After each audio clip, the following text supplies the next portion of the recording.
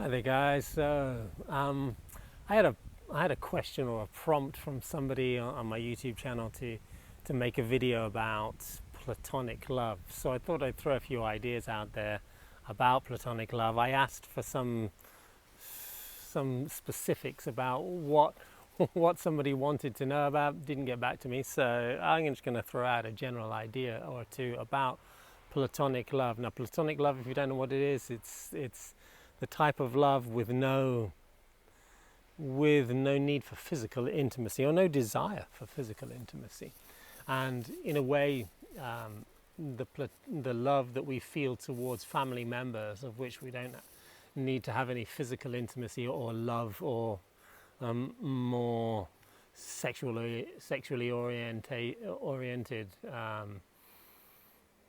aspects to the relationship is already a version of platonic love, and the love that we feel for our brothers and our sisters, our mothers, our children, our fathers, and all those family members that are close, is a version of platonic love that we all experience on a day-to-day level.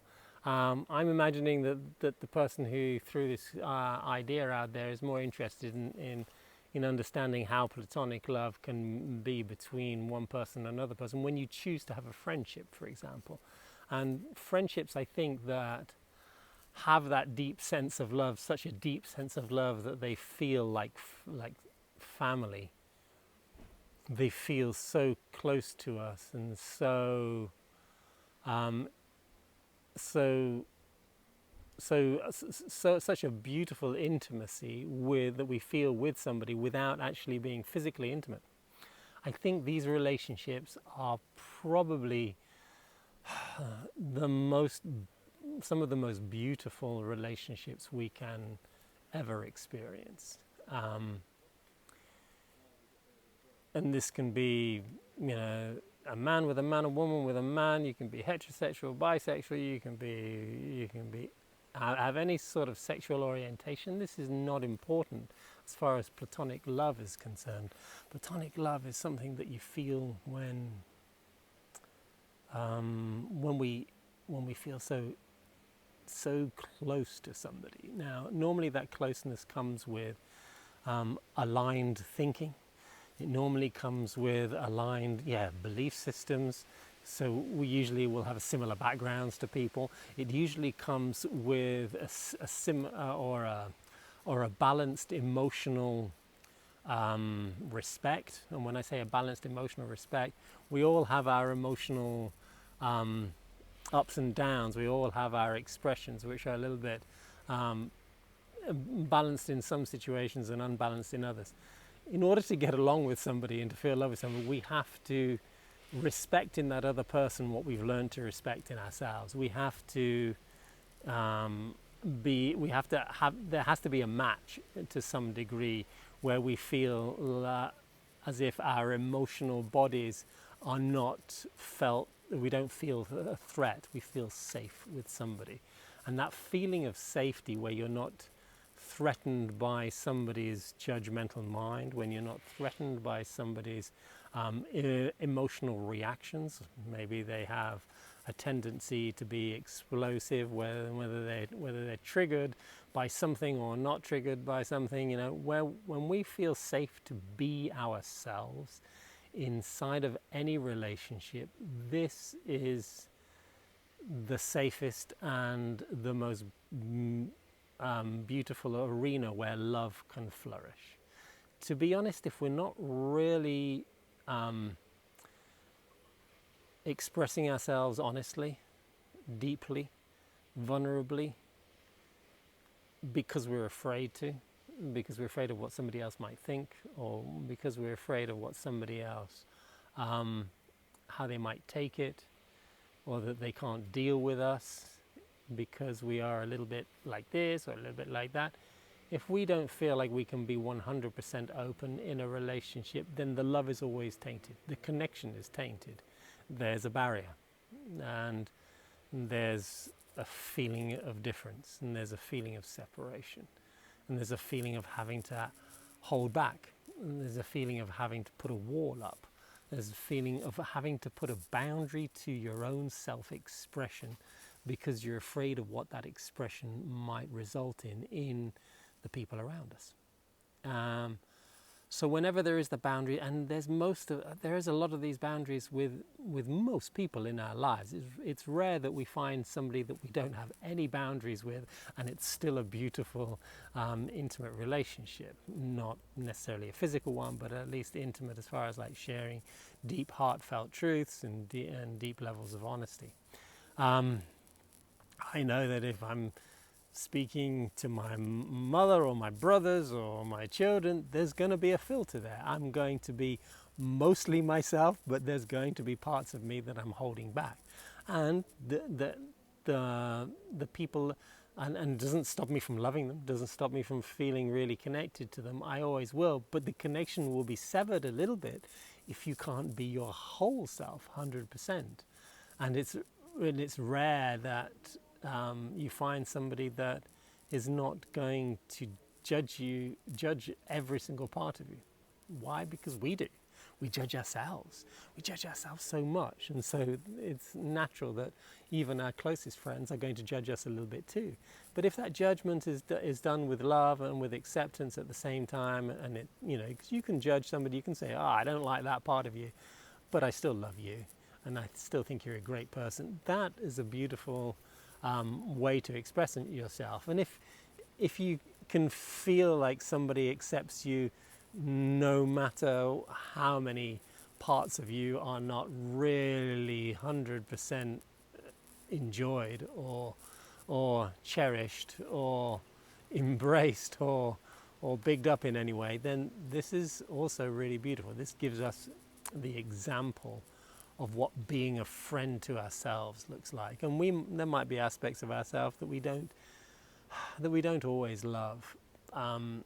Our tendency is to be unbalanced sometimes. Our tendency is to judge ourselves. We might not like those habits, those programs we have. But in order to be a friend to ourselves, in order to love ourselves, we have to learn to be okay with those habits while we learn to change them. Now, if we don't want to change them, then they're going to stay around forever, and there's always going to be a little bit of an inner rift in our lives, or an inner separation. But Platonic love at its deepest, and love on any version of love, whether it's intimate physical love between two people, is very much subject to how safe we can be experiencing and being ourselves. There's another big issue with that statement, and that issue is that we are discovering who we are every year of our lives, every month of our lives, every day of our lives. We're discovering more of who we are. And as we discover ourselves more, as we unveil different qualities or different levels of truth towards ourselves, we may well change who we appear to be on the outside. And that might change our friend groups sometimes, and that will also change how we align with certain people more than others. But if we can't learn to be ourselves, and we don't feel safe to express ourselves 100% inside of a relationship, then that relationship is not always going to reflect a deeper version of love. And that doesn't matter whether it's a marital relationship or just a boyfriend-girlfriend relationship. If we're holding back, if there's more boundaries than there is freedom of expression, then the love is going to be limited, very simply. And love isn't just the attraction. Love isn't just, how many karmic issues can we iron out of our personality and ego while we're together. No, love is connection. And if you've felt that connection towards somebody, when it's real, it never really goes away, actually. You might move away from people, not through lack of love, but through lack of needing to have them as teachers in your life, or needing to have them as mirrors in your life for whatever reason. But if the love is deep and sincere, it never really changes. It's going to be there for forever. because a connection once felt is not something that can be broken. We can imagine it to be broken, but if it's a real connection, it can't be broken. It's because you've tapped into a reality that we are connected, and if you choose to not tune into that reality all of a sudden, then it's a little bit like we're devolving, or we're going backwards in time. We're not growing to feel more connected to life. We're moving in the opposite direction and becoming more separate. And I don't think that's the truth. I think that we are sometimes in relationships. We sometimes learn to see how separate we actually are from some people, and it feels like, well, I loved you and now I don't. But I think it's more to the point where I felt a connection because of this series of circumstances that we needed to mirror for each other that was beautiful. But when it comes down to the honest stories, we're actually quite guarded, separate. We actually don't like many aspects of ourselves or the other person. And it's not that we've lost the love. It's just the love was a different version of attraction, and not what we thought it was. But I think real platonic love, where there is a recognition on a soul level that we're all the same, that we are all connected, that can't actually be lost.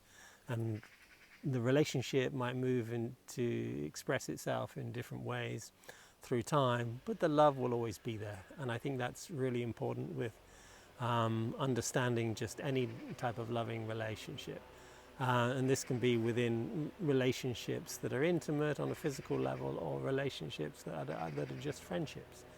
If you can't be yourself, then that's going to really limit how connected you allow yourself to feel with the world, with the person in front of you, and it's going to reflect on how much they can feel connected to you.